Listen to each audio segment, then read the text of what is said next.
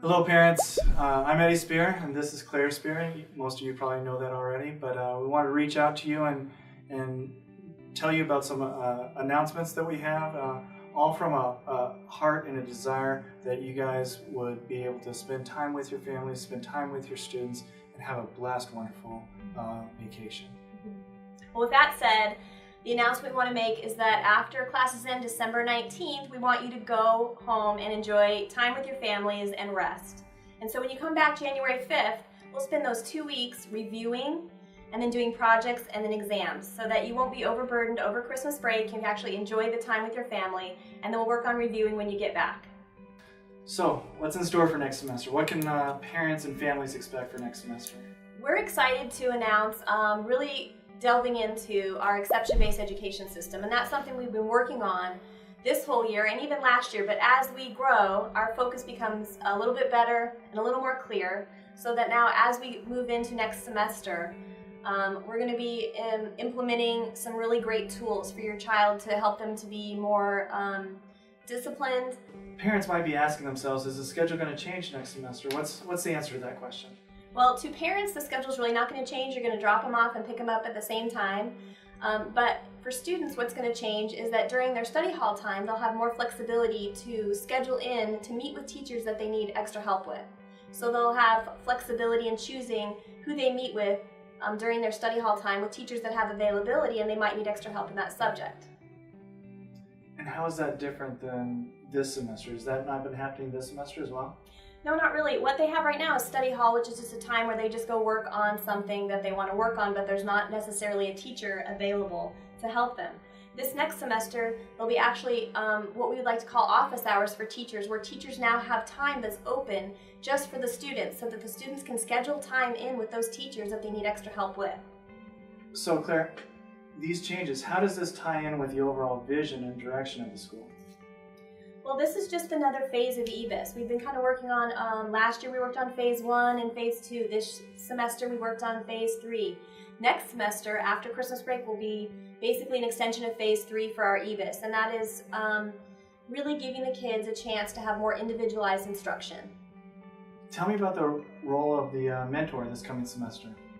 Well, you know how important mentors are to Inspiration Academy. It's a really big part of what we do here, and so having the mentors be a part of the students' everyday life here is very important. And a way for them to be more involved is to have the planners that will allow the mentors to have a tool to engage the students with helping them planning their goals for the week and also their time management to see how they've been doing. So I understand the changing role of the mentor is that they're going to be meeting with the students at the beginning of each day and the end of each day to track progress and hold them accountable for their work during that day. I'm excited about that. Is that the way it works? No, it's not a mentor that's going to be meeting with them every day. It's actually the academic coach, which is different than a mentor because the academic coach is like their homeroom teacher that meets with them in the morning, beginning of the day, and at the end of the day to evaluate what the goals they had for themselves and if they were able to accomplish it that day. Then at the end of the week, the mentor can also meet with them on Friday. And not only do they do their mentor time, but during that mentor time, they can delve deep with the student and find out if they met their goals for the week that were in the planner, and then decide if they need to set new goals for themselves next week. So really, there's a lot of people involved in making sure that students are on track, that are scheduling their time effectively, and they're setting goals, effective goals for themselves. And so what we're really trying to do is teach students life skills. Life skills, not college skills, but life skills. Plan your work and then work your plan, goal setting and working towards achieving that goal. And we think it can start as early as the 6th grade when we set those patterns in place. So, Claire, we've got some exciting announcements to make. I'd love it if you'd start. Okay, well, we have the Inspiration Film Fest coming up on January 17th in Lakewood Ranch. We'd love for you to go to our website and find out more information about it. We also have in April our Christian Music Summit. We have bands from all over the nation coming to perform and to do some conference stuff here at our school, so that should be really exciting. Also, hey, a shout out to Ben Trong, who got a 100% on his SAT test. Yeah, way to go, Ben.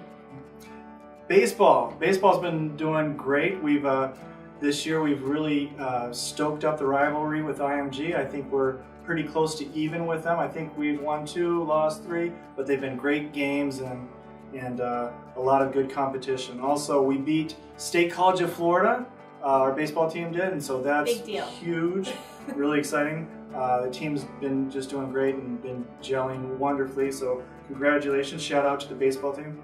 Also, tennis. Tennis, we've really started with tennis, and Ashley Hobson has done a great job teaming up with John Eagleton for some specific technique tennis instruction. And right now we've got multiple players, from what I understand, in the Eddie Herr main draw. At least they're still in the main draw, last I heard. So congratulations to our tennis players. Also, tell them about the school conference coming this week. Oh yeah, really exciting news. We had the Association of Christian Teachers and Schools come this way, part of the accreditation team that accredited us last year. And we're so excited that the president of the association wanted to bring the Southeastern Conference here to our school, to our facility. They were so impressed with our education model that we had here for Christian mentorship and some of the things we're doing here, that they really wanted to bring their entire conference to our school and our facility. So that is a big honor for us, and we're excited to have and host them here. Excellent, excellent. And girls volleyball, we're looking at expanding to 2 courts.